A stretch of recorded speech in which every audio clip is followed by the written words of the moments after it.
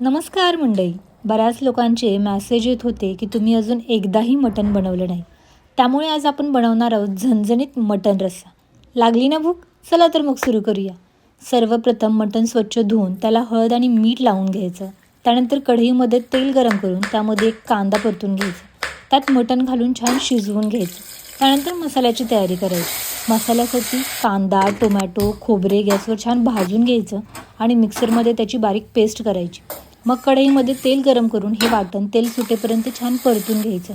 त्यानंतर मी यामध्ये ओम मसाल्यांचा कांदा लसूण मसाला घातला आहे. हा आमचा स्वतःचा घरगुती मसाला आहे जो आम्ही घरी बनवतो आणि तोच मसाला आम्ही सेलही करतो.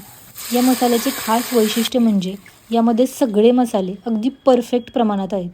त्यामुळे वेगळे मसाले घालायची गरज पडत नाही.